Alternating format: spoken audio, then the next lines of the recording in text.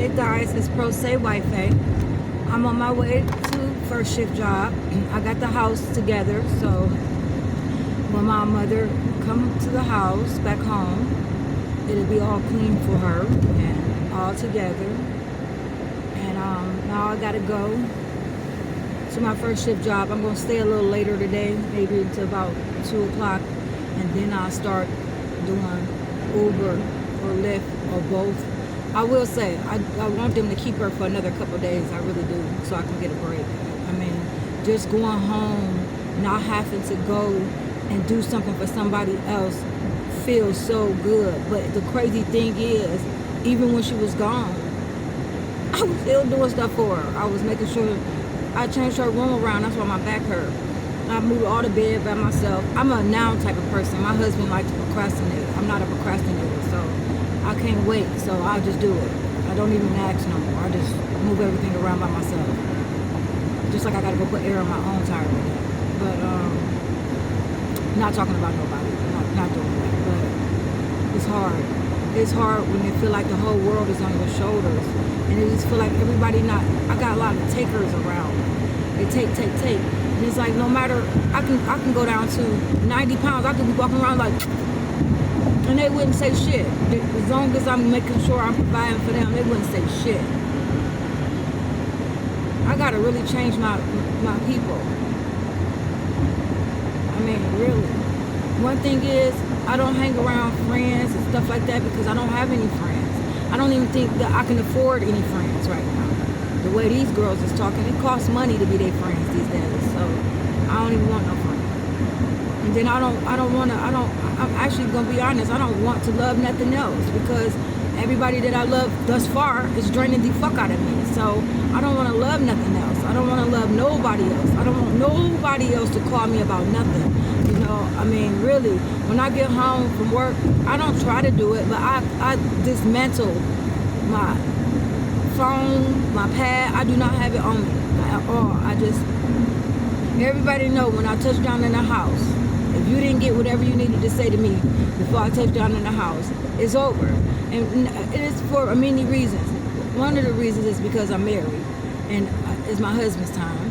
Number two is I am a caregiver and it's also her time. So I have to juggle two people at the same time, you know? And no, it's not poor Devlin because I did this to myself. I decided to be a good daughter. I ain't gonna say a good daughter. I'm just gonna say to be an able daughter, to take care of her, even though she didn't deserve it.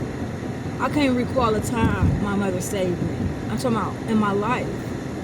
I could not recall a time when she saved me.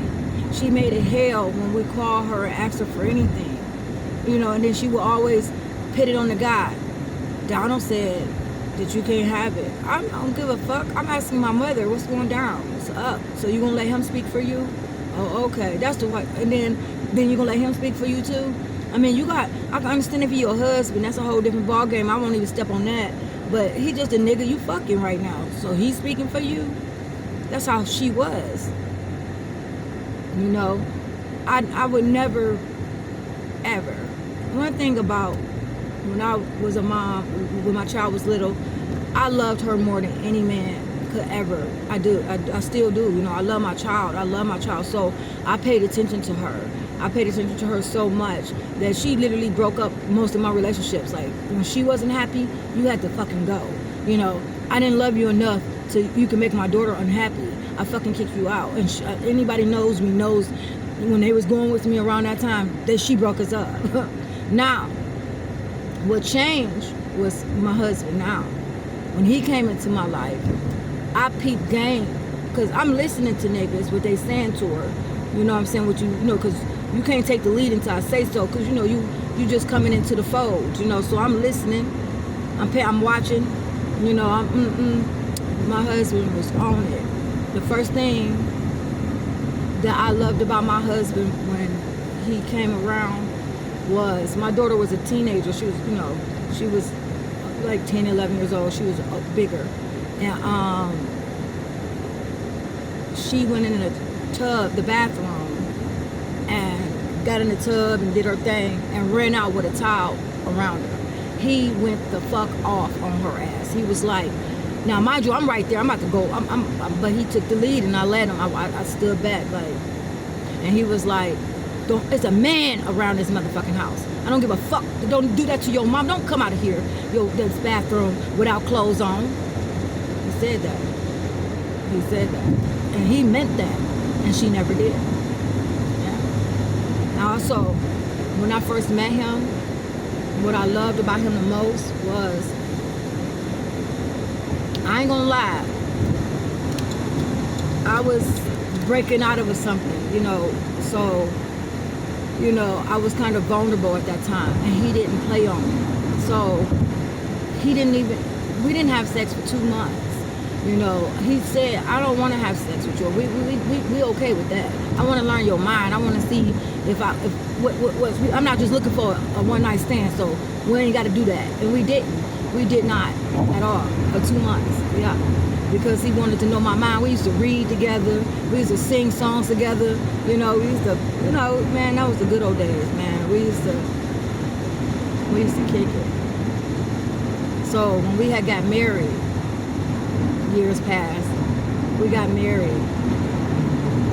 Let me say this. When I first met him, he said something to me, I think, that I never heard, and I wanted to be that person. So when I first met him, it was all by happenstance when I met him. It was by accident when I met him.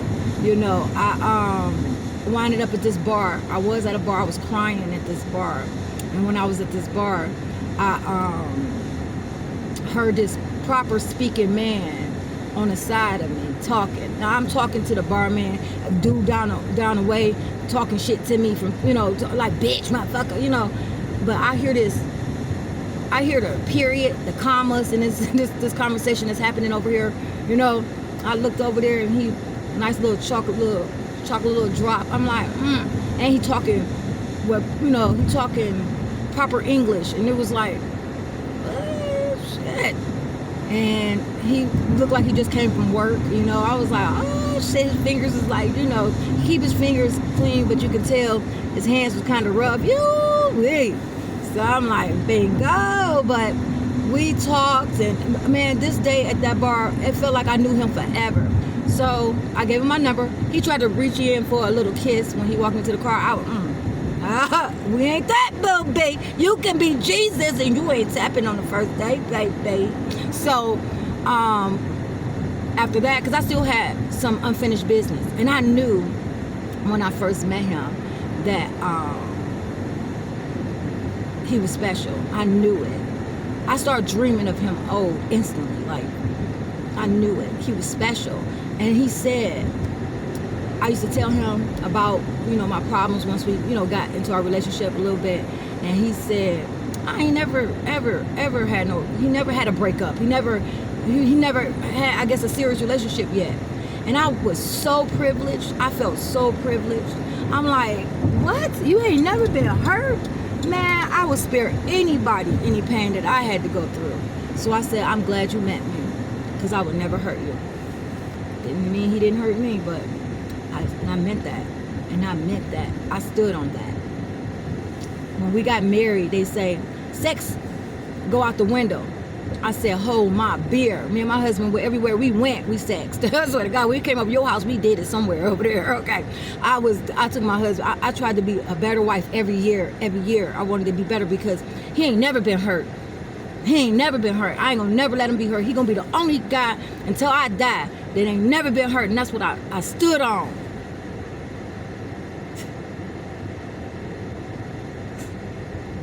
That's what I stood on.